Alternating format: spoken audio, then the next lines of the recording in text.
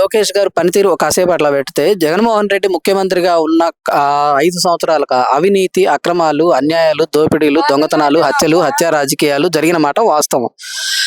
ఈరోజు వాళ్ళకి 11 సీట్లు రావటానికి కూడా ఇట్లాంటి కార్యక్రమాలు చేయటం వల్లే.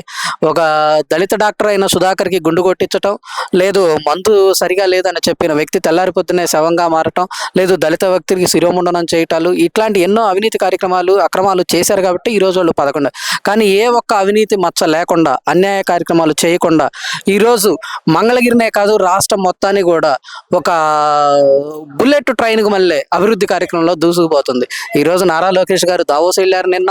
ఎన్నో పరిశ్రమలు, ఐటీ కంపెనీలే కావచ్చు, రాష్ట్రానికి కావాల్సిన ఐటీ పరిశ్రమలే కావచ్చు, ఇంకేదన్నా కంపెనీలు అంతకుముందు కియా తీసుకొచ్చారు, ఇంకోటి మొన్న ఈ మధ్య డేటా కంపెనీ తీసుకొచ్చారు.